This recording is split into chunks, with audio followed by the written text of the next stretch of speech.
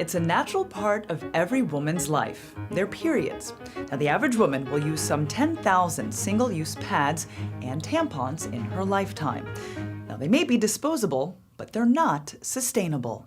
Now, conventional sanitary pads are made of 90% plastic, meaning each one contains as much as 4 plastic shopping bags. Now, tampons, well, they're made mostly from cotton, which needs massive amounts of water to grow. And pesticides are often used.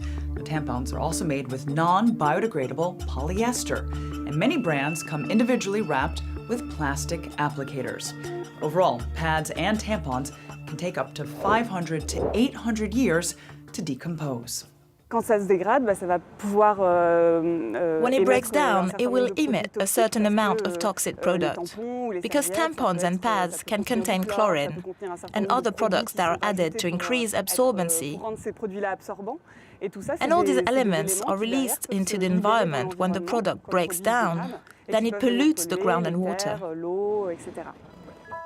Now, globally, an estimated 100 billion single-use menstrual products end up in landfills each year. But feminine hygiene is not a luxury that can simply be consumed less. It's a necessity that improves quality of life. Poor sanitary care poses an increased health risk. It also impacts education and income, as women without it often miss school and work. So, is it possible to make sanitary products more accessible and less polluting?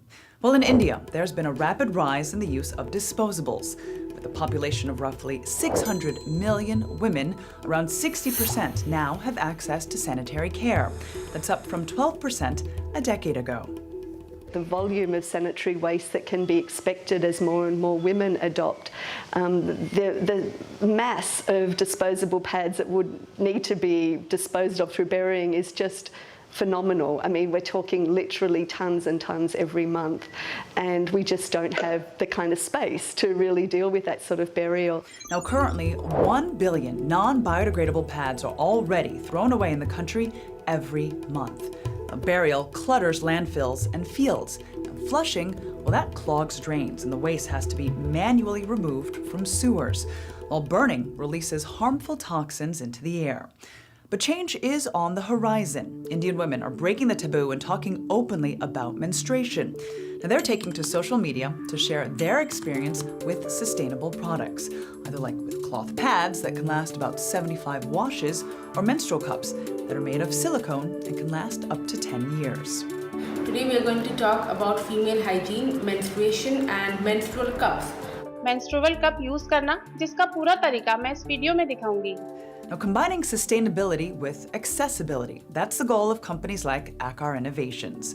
Its 100% compostable, low-cost sanitary napkin is made with locally sourced agri-waste, and it decomposes within 180 days. Now, the pads are made and distributed by local women in rural towns and in urban slums. Now, Akar also distributes its compostable pads in Africa. It's here that efforts are underway to promote sustainable products to the top of the feminine hygiene market. One woman helping to do this is Ebi Waime. Now, she's behind the first menstrual cup brand in Kenya. The girls miss an average 4.5 days of school per month because of their period. Ebi goes from school to teach both girls and boys the need for sustainable menstrual care. We have a huge waste management problem in the country. They use pads and tampons that are thrown anywhere in the street. This is a long-term solution. A cup can last a woman up to 10 years. So my long-term plan is to have at least 20% of Kenyan women using the cup because it's good for your health, good for the environment, and also good for your pockets. Menstrual cups, cloth pads, reusable tampon applicators, even sea sponges. A number of products promise to green the red. Classic disposables are big business, generating 20 billion euros a year. So researchers are looking for ways to recycle these plastic polluters. But low collection rates and high costs have prompted past attempts to fail. But one company says they found the solution.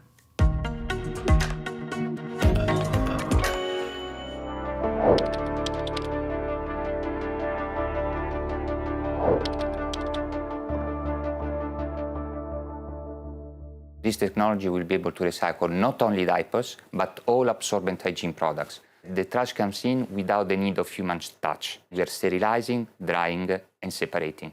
This is what the process does. It is definitely economically viable because thanks to the value of the secondary raw materials that come out of our process is more than sufficient in order to compensate the cost of the production.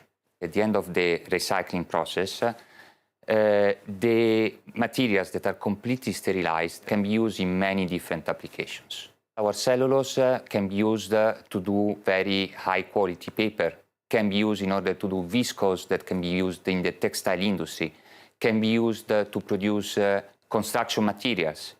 Our plastic can be used in many multiple household applications. And the superabsorbent polymer can be used back into absorbent hygiene, but also in the agricultural industry. Giving new life to old pads and tampons, a once unthinkable process, could help clean up the period industry.